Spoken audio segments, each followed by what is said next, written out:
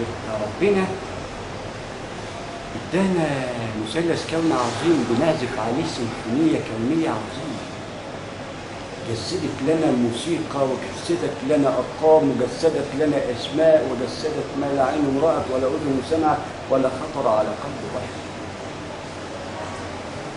ويخلق ما لا تعلمون بايديكم بقانون ما سالتموه، لانه على طول بس الحق انت توب بلاش قال.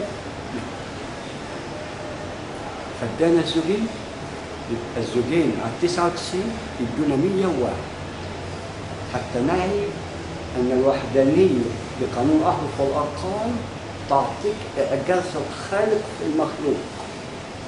ما هو جعل لك وحدانيه اهو لا مرء، وجعل لك زوجين هتضيفهم على 99 اول الازواج الثلاثه، حتى تمثله بمقياس مثلث نواه الذره في الارض مع مراعاه الخالق والمخلوق.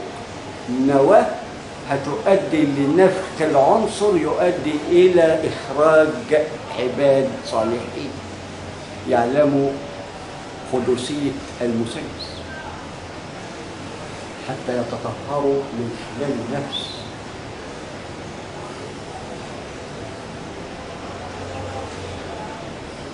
فتضيف الزوجين حطيت رقم 1 حتى يعطينا الاعجاز ان كده مقلاب. يبقى كده عرفنا ادى الواحد الفتح في الارض، اضافه اول الازواج.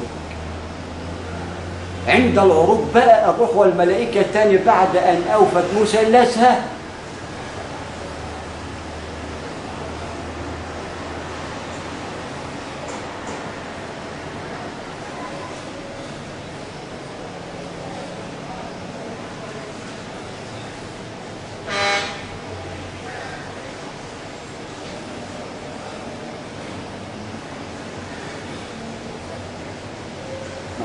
نجتهد. شهر مبارك وهنسيب سؤال وننتظر الإجابة عليه لمن اخترق هذه الليلة المباركة. يبقى اخترقنا بالزوجين، هنقول لك ونغششك ازاي هنخترق بالواحد. مدار 1000 عام ادانا رقم 1، هنضيف عليه 1 اللي هيبقى امامه المثلث مهر وتسمى الروح. تراه حينئذ مهر كده، مهر مش بقى كده، لا ده هي فتح السور، النفخه اخترقت يا حاج. بارك الاسره، كل سنه وانت طيب، كل سنه وانت طيب. هذا الشهر المبارك العظيم اللي حمل المثلث 10 10 10 30 ونقتهم الهلال لكل الديانات، 10 نواه المسلمة، 10 نواه اليهودية، 10 نواه المسيحية. آن الأوان أن نرى آياتنا في الأفق المبين.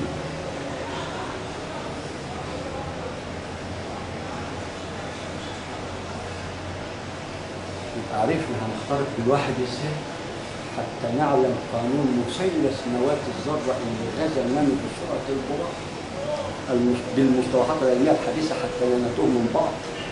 والكل يا عام نتحدث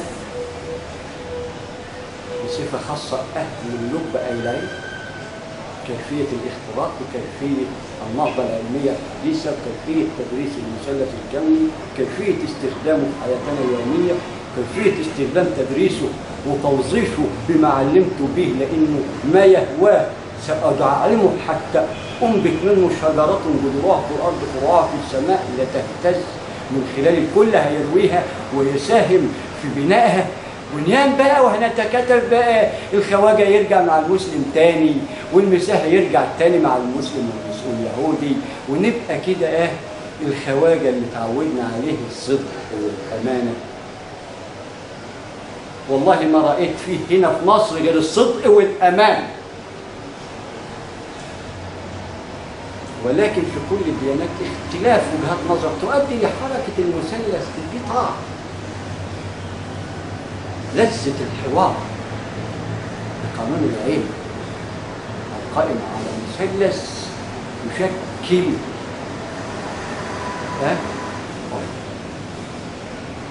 الحمد لله.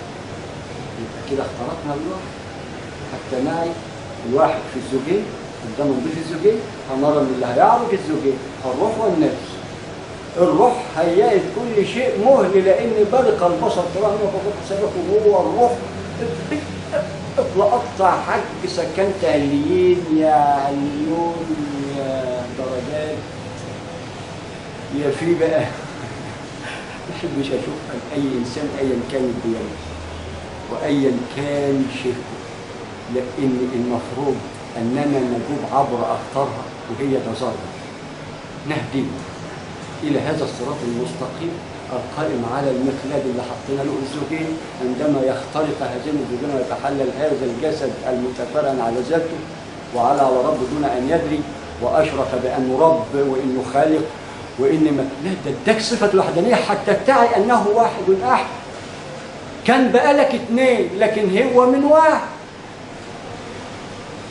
حتى يريك عظمته وبركته ليك في الارض وعظم اسمه بتعددك وارتقى بيك ومنه إليه وإنا إليه راجعون. رقم نور فتح عظيم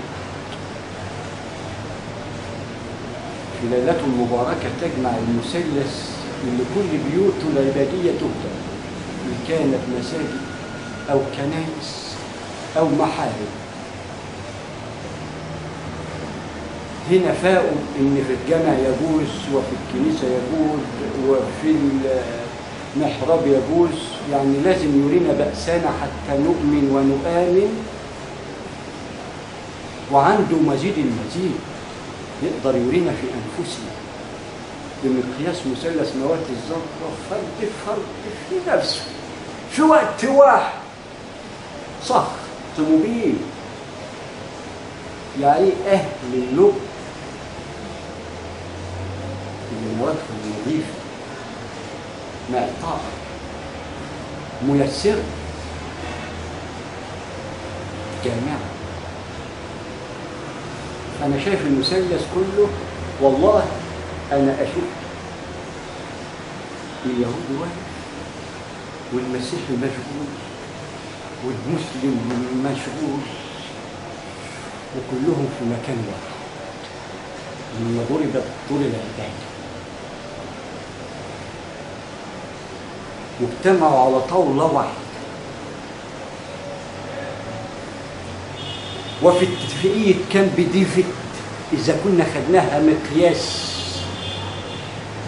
كيفما كانت اليهودية تعانق أستاذنا الفاضل المدرس اللي درس لنا زوجين الحرب والسلام، وكانوا يعوا ما يقول وتصافح عن حب وإخاء. انظر عندما عقدوا الصفقة المثلث، عندما كان الميمنة السيد محمد أنور السادات يشهد له مثلثه، وعلى ميسرته اللي بتشكل لنا نواة أمريكا تحمل الزوجين، علشان كده بقت تقود العالم اليوم. بس لا قيادة إلا بالحكمة أي الحب بالمثلث المبين حتى نفلح الفلاح المبين ونعالج شوية المية اللي شكلوا طوفان نأمن أبنائنا بقى. وده كده يرد الطوفان وعنده ريشة تعمل نار معلق، بيستم شط الطرد ونعمل نار معلق وتنور بقى الدنيا